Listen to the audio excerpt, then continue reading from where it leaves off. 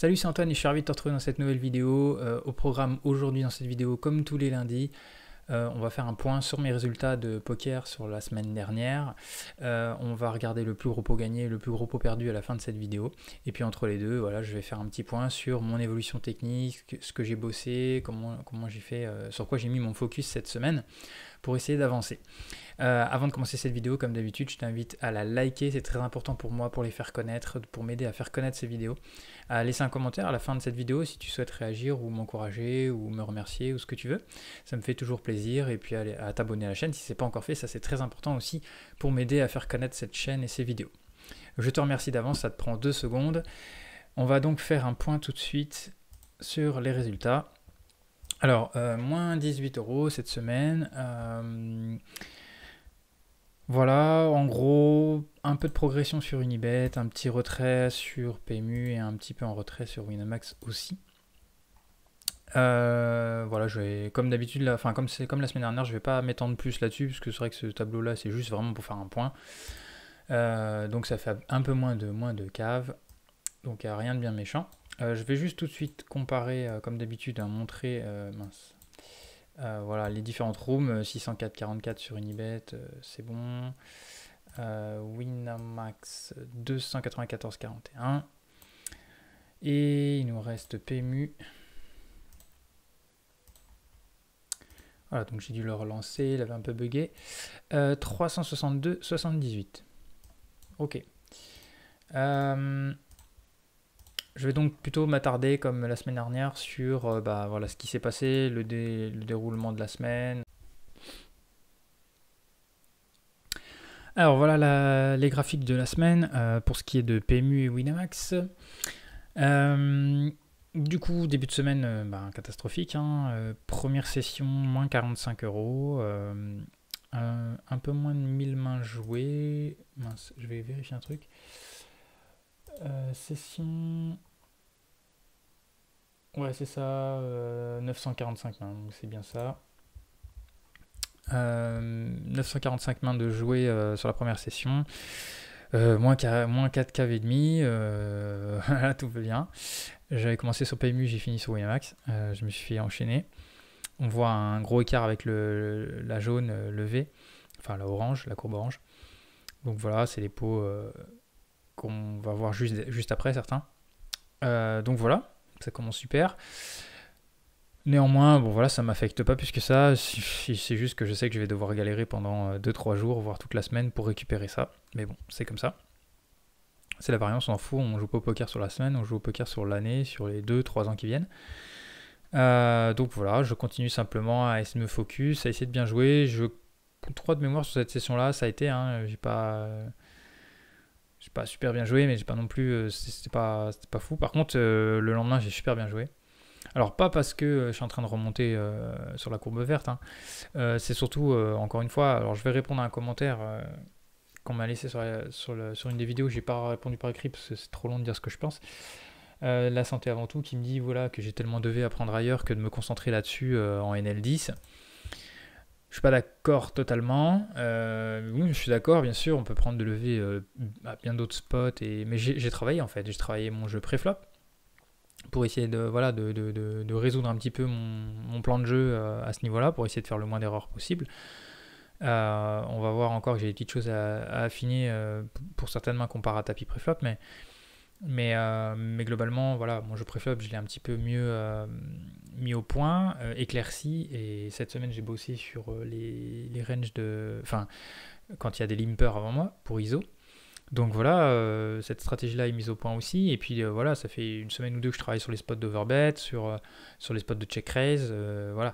Et globalement, la redline, c'est quoi ? C'est simplement de savoir agresser les autres à bon escient.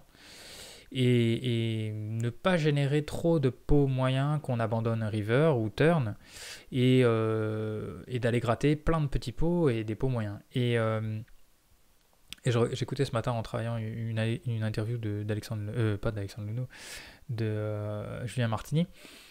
qui expliquait que effectivement, là où on gagne de l'argent au poker, c'est surtout les petits pots et les moyens pots. Globalement, les gros pots, oui, on peut faire des erreurs, on peut éviter de les faire, mais parce que globalement, quand on a paire d'as post-flop et qu'on se fait défoncer, ça part dans un gros pot et qu'on a juste paire d'as, en général, on n'est pas bon dans les gros pots, mais avec juste une paire, quoi. Mais voilà, jouer un full, une flush, un machin, dire ça, c'est pas là-dessus qu'on va faire de l'edge, quoi. Donc on fait de l'edge sur quoi? Sur l'agression bien placée post-flop. Sur les bien trouver les bons spots de check raise quand on est hors de position, surtout. De raise aussi du c-bet sur certains vilains qui c-bet beaucoup trop. Avec de l'équité, et on essaye de rajouter à notre équité de la fold d'équité à bon escient quand on sait que le mec en face peut folder. Et au contraire aussi de ne pas le faire quand on est contre un crawling station ou contre quelqu'un qui bête jamais et qui là se met à miser. On n'aura pas de fold d'équité dans ces spots-là. Et que quand on joue en pilote automatique, on va avoir tendance, par exemple on est au bouton, on est sur un board d'autorace, même si on n'a pas d'as, on va avoir tendance à c-bet parce que voilà, on sait que c'est dans notre range, on sait que hors de position, le mec va être inconfortable avec pas mal de ses mains. Et il va beaucoup folder. Sauf qu'il y a des spots où c'est pas intéressant de le faire parce que on a un tirage et que on est face à un calling station. Et par exemple, et que du coup, ici, on veut pas faire grossir le pot tant qu'on n'a pas une grosse main. Et tout ça, c'est que quand on multitable et qu'on n'est pas au point sur son jeu, ben on va le faire alors qu'il faudrait pas le faire, on va pas le faire alors qu'il faudrait le faire. Enfin bref, on a l'agression mal placée et on n'a pas assez d'agression dans les spots où il faudrait en avoir. Cette semaine, j'ai divisé par 2 au final, à cause d'hier. J'ai divisé par 2 ma chute de redline par rapport à la semaine dernière. Alors ça peut être aussi dû à la variance, donc il faut tout ça est très court terme, donc il faut être prudent. Mais en tout cas, j'ai eu le sentiment toute la semaine, on le voit avec cette redline qui stagne et qui ne plonge pas comme les fois d'avant, que j'ai un peu résolu tout ce côté-là et ça m'a pas coûté de le faire. J'ai pas perdu mon temps à le faire puisque c'est de l'argent que je ne perds pas bêtement. Et hier, j'étais beaucoup moins focus, j'étais beaucoup moins concentré, j'ai joué plus de tables que d'habitude. Et voilà, la redline tombe. Et en fait, au final, je perds quoi hier? Bah oui, je me suis pris encore de lever dans la gueule, mais surtout, si on regarde bien les pots au showdown, sur cette session, qui fait à peu près 1, 2, 3, 4, 450 mains, un truc comme ça, on voit que je suis flat sur les pots entre les bad beats à la limite ou les mauvaises rencontres et les pots que je gagne au showdown, je suis flat. Je perds simplement l'argent de quoi? L'argent que de tous les pots que j'ai foldés avant le showdown. Et et j'ai le sentiment, mais il va falloir que je le vérifie en allant faire ma review de session d'hier, c'est vraiment la review que je veux faire parce que j'ai hâte de voir un petit peu si ce que je ressens et ce que je retiens de la session d'hier, est-ce que c'est vrai ou pas. J'ai l'impression que hier je me suis totalement relâché sur tous ces spots. C'est-à-dire que je me rappelle avoir call et fold river, voilà, alors qu'il aurait peut-être fallu agresser. Et je me rappelle peut-être avoir essayé d'agresser des spots où il fallait pas. Et puis surtout de laisser filer beaucoup trop de pots, de beaucoup folder. Alors il y a des moments où on peut pas, le run-out nous permet pas de faire des choses. On a une bonne main pré-flop, on 3-bet, on se retrouve dans un spot où on peut rien faire. Le board n'est pas du tout connecté, il a avantage la range adverse, on est obligé de beaucoup de check-fold. Voilà, mais globalement quand ça se met à chuter comme ça, c'est qu'il n'y a plus la concentration dans chaque spot, même des spots juste des pots limpés. Voilà, il faut aller les gratter, les petits pots, il faut les gratter, mais il y a des fois, il ne faut pas chercher à les gratter, il y a des fois, il faut laisser filer, ne pas faire grossir le pot tant qu'on n'a rien touché de sérieux, parce qu'on est face à un vilain qui ne va jamais folder, on n'a pas de fold d'équité. Et je pense que hier, je me suis relâché là-dessus. Et qu'il y a eu 2-3 journées dans la semaine où j'étais super focus dessus et ça a bien marché. Et d'ailleurs, quand ça se combine avec la red line, la blue line qui remonte, c'est-à-dire qu'on commence à regagner des showdowns, on n'a plus trop de bad beats. J'ai refait des petites erreurs, bien sûr, dans toutes ces petites chutes de blue line. Et je sais que j'ai fait des erreurs. Et des fois, j'étais un petit peu trop collant. Mais globalement, ça remonte, ça le fait, parce qu'on est quand même meilleur que la moyenne des joueurs qu'on rencontre là-dessus. Donc même s'il y a des périodes où c'est un peu plus dur, globalement, la blue line, elle montera toujours. Donc si simplement on arrive à stabiliser la red line, franchement, les gains, ils montent. Et j'aurais pu... bon, que ça a stagné, j'ai eu un trou, un petit désert de bonnes mains, on va dire, post-flop. Donc voilà, des fois ça arrive, ça c'est pas gênant. Mais hier soir, le fait que je tombe, donc on le voit avec la red line, mais c'est pas ça il y a aussi mon souvenir que j'en ai, que j'étais pas assez focus, que j'étais pas assez concentré. et que voilà, je me suis un peu forcé à jouer. Et j'ai joué plus de tables aussi, surtout. Donc je suis monté à 6 tables à un moment donné hier, et bon, après je suis redescendu, 5, 4, 3. J'ai fini même à 2 tables. Quand j'ai 2 tables, on le voit, je suis plus dans un A-game, j'ai l'impression. Donc je vais encore une fois mettre ça entre guillemets, il faut que j'aille vérifier ma session entière. Je ne vais pas review que les gros pots gagnés, les gros pots perdus, hein. Je vais revoir tous les pots dans lesquels j'étais impliqué et voir, et à mon avis, il y a du relâchement. Donc je suis pas d'accord que même en micro-limite, oui, franchement, j'ai travaillé mon jeu pré-flop. Mon jeu post-flop, je le travaille en groupe avec d'autres personnes pour essayer de voir s'il y a des choses que je peux améliorer. Et bien sûr, il y en a. Encore une fois, mais je vais améliorer quoi? Je vais améliorer les spots de check raise hors de position, en bluff, en value. Cette semaine, j'ai beaucoup mieux géré les overbets. Globalement, j'ai fait des bons overbets. Voilà, il y a même des fois, voilà, je me suis bien fait call. J'ai bien réussi à faire level les adversaires en value. Je ne me rappelle pas avoir été call sur un spot d'overbet quand j'étais en bluff, parce que voilà, j'en ai fait beaucoup moins et beaucoup mieux placé face au bon profil adverse. Et donc voilà, c'est un truc que je commence à maîtriser de plus en plus. Voilà, à chaque fois qu'on ajoute une corde à son arc, franchement, les gains, ils vont s'en ressentir. Alors là, on est sur du court terme. Oui, je suis encore dans une phase de galère. Ça se passe, franchement, sur Winamax, ça se passe pas terrible. Sur PayMu, j'ai galéré en début de semaine. C'était beaucoup mieux après. Voilà, peu importe, on s'en fout, ça c'est la variance. Ce qui compte, c'est voilà, d'essayer d'améliorer son jeu. Et je crois pas que les notions qui sont derrière le fait de moins perdre en redline, c'est pas des trucs où on perd son temps. C'est pas vrai. C'est justement là qu'on fait la différence avec les autres, parce que c'est pas comment je vais jouer un full, comment je vais jouer un carré, comment je vais jouer. Enfin, ça, je veux dire, voilà. Bien sûr, il va falloir travailler les spots de hero call river ou voilà, de bluff catch quand j'ai un bluff catcher, et dans certains coups, dans certains spots, il va falloir call. Et aussi les spots de sin value river ou turn river. Bien sûr que ça va jouer sur la blue line, mais honnêtement, il y a beaucoup d'argent à ne pas perdre, surtout. C'est pas forcément d'aller en gagner, mais surtout de ne pas en perdre. Et moi, je le vois dans les semaines précédentes, et on le voit en fin de semaine, quand je relâche mon attention sur tous ces petits pots, sur toutes ces actions, surtout, ces lines post-flop que je ne prends pas ou je prends et qu'il ne faudrait pas, et ça fait shooter mes gains aussi, quoi. Donc c'est hyper important de travailler ça dès maintenant. Enfin, je veux dire, je vois pas en quoi essayer d'être meilleur post-flop, c'est de perdre son temps. Non, je vois pas. Je vois pas sur quoi d'autre travailler en fait que d'être plus agressif post-flop et à bon escient. Et voilà quoi, je veux dire, j'ai déjà bien bossé le pré-flop. J'utilise pas beaucoup ma range de 3 bet light pour l'instant parce que j'aime bien avoir des données sur les vilains avant de commencer à vraiment 3 bet light. Donc il y a des mecs comme que je commence à avoir 500 ou 1000 mains sur eux maintenant de semaine en semaine. Donc là, c'est des gens que je peux un peu plus exploiter, mais sur les autres, voilà, je reste prudent. Mais voilà, donc c'était pour répondre un peu à ce commentaire-là, et puis pour dire, voilà, le travail que j'ai fait cette semaine, c'était surtout focus là-dessus, d'essayer d'ancrer aussi tout ce que j'ai pu travailler les semaines précédentes, parce que je le vois, je sais pas si tu as ces problèmes-là, mais il y a des jours où je développe un super niveau de jeu, je comprends ce que je fais, je comprends ce que les autres font, et je sais ce que je dois faire, et je joue bien, ça m'est arrivé pendant une journée ou deux, et puis après derrière, je reviens le lendemain, et c'est le néant, quoi. J'ai l'impression que je joue mal, je sais plus quoi faire, j'ai plus les bonnes lectures, j'arrive plus à faire les gros folds, c'est vraiment bizarre, j'arrive pas à avoir un niveau de jeu constant pour l'instant. C'est un niveau de jeu qui peut bouger d'une journée à l'autre, c'est assez embêtant. Il y a des jours où je me sens très à l'aise de jouer, j'ai très envie de jouer, et puis il y a des jours où j'ai pas très envie de jouer, je le sens pas, et clairement mon niveau de jeu est plus aussi bon que la veille. Alors je ne comprends pas comment du jour au lendemain, ça c'est un truc, j'arrive pas à comprendre comment je peux avoir un jeu aussi fluctuant. Probablement que c'est la courbe d'apprentissage qui est comme ça, je sais pas. Dis-moi en commentaire si toi tu vis les mêmes choses, mais c'est pas la première fois que ça m'arrive, hein. Dans le passé ça m'est déjà arrivé aussi au poker. Voilà, il y a des jours où je suis plus dedans, quoi, alors que la veille c'était nickel, quoi. Donc voilà, et je parle indépendamment de la variance, indépendamment de ce qui m'arrive, hein. Je parle vraiment de moi dans les actions que je mène, les réflexions que je mène aussi. Donc voilà. Allez, on enchaîne tout de suite avec le plus gros pot gagné cette semaine.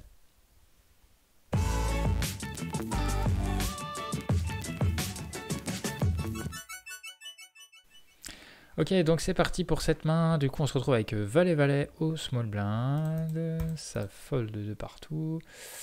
Il me semble que ça va être sur PMU. J'open les valets, je me fais 3 bêtes. Donc j'ai pas beaucoup de mains sur vilain, donc c'est un joueur récréatif, 71-29. Que j'ai jamais vu 3 bêtes, ou en tout cas très rare. Enfin, ouais, je pense que c'est la première fois que 3 bêtes. Oui, il est KV même plus que Max d'ailleurs. Du coup, face à ce joueur, je décide de 4 bêtes. Certainement que j'avais une note contre lui. Non, j'ai la note de cette main-là. Peut-être je l'ai vu faire n'importe quoi. Je sais pas trop. Enfin, en tout cas, j'étais enclin à partir à tapis pré-flop avec lui. À mon avis, j'ai dû voir faire des trucs. C'est bizarre, j'ai pas pris d'autres notes. Donc, bref, voilà, ça part. Et on se retrouve face à Roi 10 off. Donc, voilà. J'ai pris la note, mais je pense que je devais avoir vu des choses. Parce que sinon, j'aurais pas fait ça, je pense. Donc voilà. Gros récréatif. Je vais montrer un autre coup, je pense. Alors, dans ce coup, on est avec As-3, on est au bouton. On a un open d'un 20-13 sur 56 mains, qu'on n'a pas de statut UTG. Il open beaucoup MP, donc on peut supposer qu'il open beaucoup UTG aussi. Néanmoins, j'ai pas envie de 3 bêtes ici. En plus, bon, il y a un gros joueur récréatif en big blind. On a un hit en small blind qui va pas beaucoup squeeze, donc surtout dans ces positions-là, je pense pas. Ça me dérange pas de jouer un pot multi-way en position avec As-3. Et j'ai pas envie de... Enfin, en même temps, là, il est MP. Bon, j'aurais peut-être pu 3 bêtes quand même. Mais... Bref. On a un donk bet du NIT en small blind. Fish s'en va. L'open raiser s'en va. On se retrouve avec top pair, top kicker. Où on n'a pas vraiment de raison de raise ici. Voilà. Dans sa range, c'est assez étonnant. Parce qu'un flush draw, je pense qu'il va plutôt partir sur des dynamiques de check raise ou check call. Donc on peut penser qu'il a un roi. De temps en temps, il aura peut-être paire de 7 ou paire de 2 s'il a décidé voilà, d'aller voir un flop avec ça. Donc en fait, il aurait brelan. Genre, il fait demi-pot. Néanmoins, des brelans, les joueurs jouent pas comme ça, les brelans. Et si jamais il décide de donc bet son brelan, il va pas mettre demi-pot en fait. Donc c'est assez bizarre. Sachant que j'ai pas le roi de trèfle, c'est possible genre qu'il est roi de trèfle avec un autre trèfle en fait, roi 10, roi dame, roi valet. Voilà, c'est possible. Et bon, du coup, c'est assez rare qu'il aura brelan quand même floppé. Surtout que là, voilà, il remet demi-pot, alors que c'est critique ici si jamais on a brelan. Voilà, donc sachant que j'ai call. Du coup, ici, même pour ma main, ça commence à être un petit peu chaud. Donc je pense que là, je vais raise. Il a l'air d'avoir une main qu'il aime bien, qui va pas lâcher a priori. Et à mon avis, je peux encore être devant. Moi, j'ai décidé de call. En fait, je pense que j'arrive pas trop à comprendre ce qu'il a, je pense, sur le coup. Parce que là, je pense qu'ici, c'est bien de raise. Clairement, en fait, là, je suis pas très attentif parce qu'en fait, il y a énormément de rivers qui vont freeze l'action, pour ma part. Parce que pour sa part à lui, il va pouvoir miser quand même pas mal les rivers. En tout cas, s'il mise river, je vais devoir folder souvent quand ça va être un trèfle, quand ça va être un valet, quand ça va être une dame. Même si je chope un as, j'aurais top tout, mais bon, en même temps, il va pas mettre dame valet sauf de trèfle. Donc, a priori, la quinte, on s'en fout un peu. En tout cas, les trèfles, les valets, les dames, voire les... Ouais, c'est à peu près tout. Ouais, je sais pas, j'aurais préféré quand même raise ici. Faire grossir le pot aussi, parce que voilà, si on a la meilleure main,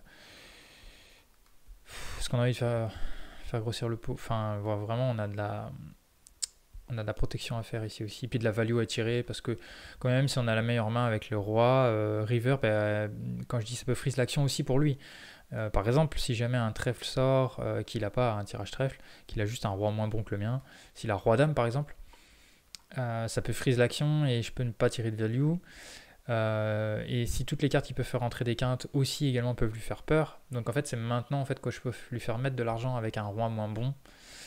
Même si roi 10 maintenant me bat. Bref, pour toutes ces raisons j'aurais préféré. Du coup il check. Et qu'est-ce que je décide de faire? Là il faut miser. C'est assez bizarre parce que en fait j'ai envie de dire miser petit pour faire payer. Et en même temps s'il a un roi. Parce qu'en fait c'est soit on est loin devant, soit on est carrément loin derrière.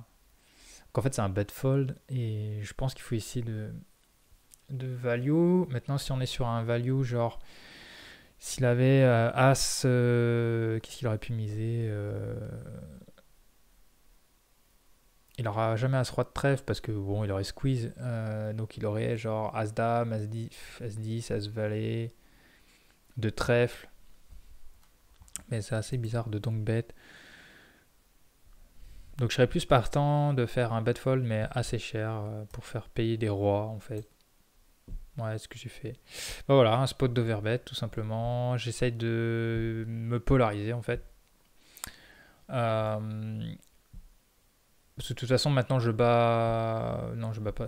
Enfin, j'ai double paire, mais enfin c'est insignifiant. Parce qu'il aura jamais de 7. Juste genre à 7 il a pas. Roi 7 il a pas non plus. Donc en fait il a jamais de 7. Donc sauf s'il a paire de 7 quoi. Et là je décide de me polariser pour faire croire que genre j'étais à tirage, les tirages sont pas rentrés et donc se faire level un roi moins bon tout simplement. J'estime que j'ai autant de chances de me faire payer en mettant un tiers pot que de me faire payer en mettant 2 fois le pot. Quasiment. Et c'est le cas. Voilà donc là on a pris le max de value en fait. Pour cette main, on lui a quasiment pris tout son stack. C'est un peu chaud comme line parce que là, là je suis pas parti pour bet fold du coup quand je mets 8 euros. Hein, il lui reste 1,88€ derrière. Donc s'il met 1,88€, je serai obligé de payer. Mais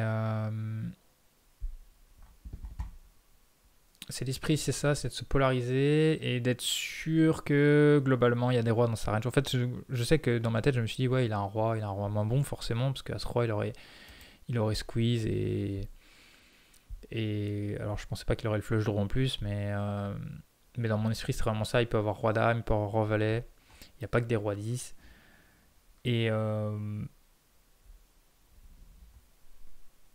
Et puis voilà, moi en faisant ça, parce que j'étais en train de réfléchir, pareil, j'ai jamais carré de 7 moi personnellement. Est-ce que je l'aurais vraiment raise turn donc j'ai jamais carré de 7. Par contre, j'ai jamais full river. Donc en fait, bon voilà, c'est clair que je me polarise juste sur des tirages moins bien. Et comme je sais que je bats je bats globalement les rois, sauf roi 10. Bon voilà, j'ai pris max de value là-dessus. Bon, je sais pas si ce coup est super bien joué, mais en tout cas, c'est comme ça que je l'ai joué. C'est parti pour le plus gros pot perdu.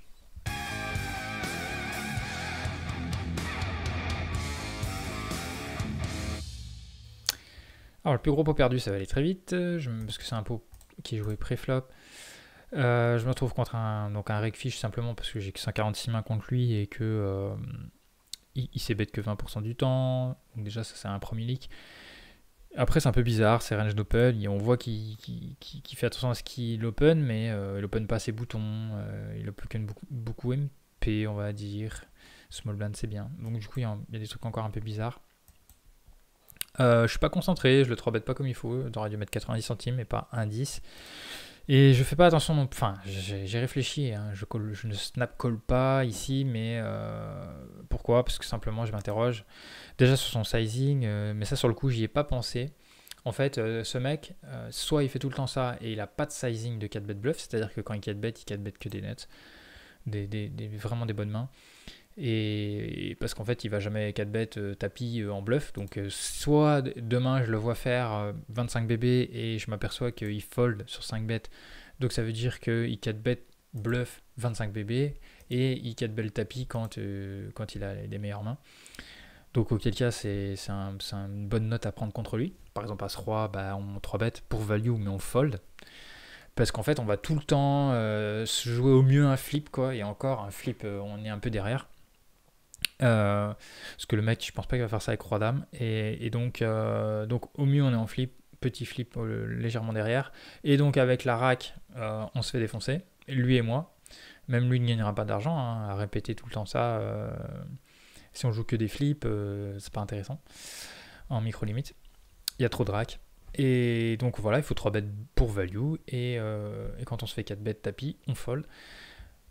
J'ai pas trouvé le fold ici. Déjà, j'aurais dû mettre 90 centimes. Mais je l'ai même pas vu sur le coup. Je l'ai vu qu'après, que j'ai pas bien sizé. Donc je décide de call. En plus, c'est un gros pot. On est 110 BB deep. C'est pas cool. Je me retrouve contre les 10. Donc je vais prendre la range. Je pense que c'est le bas de sa range. Je pense pas qu'il fait ça avec les 9. Et je pense donc du coup il fait 10-10 plus, c'est quand même intéressant. Parce que du coup bon, je me fais pas que défoncer par As-As et Roi-Roi. Mais voilà, même contre les 10, hein, voilà, j'ai que 43%. Donc comme je dis avec la rack, contre ce type de profil là, il faut 3 bet value et il faut pas call quoi. Malheureusement As-Roi faut folder quoi. On fait pas d'argent ici. Donc j'ai fait ça plusieurs fois cette semaine et voilà, je vais montrer un autre coup, mais voilà, je pense que c'est pas bon contre ces joueurs-là. Contre certains joueurs, oui, mais pas contre ces joueurs-là. Alors on se retrouve dans un autre spot avec les rois. Ouais, je me rappelle.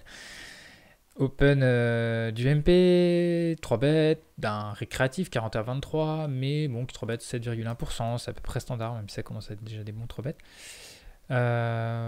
Du coup j'ai les rois, j'ai pas envie. Alors il faut repérer qu'il a 5 euros lui.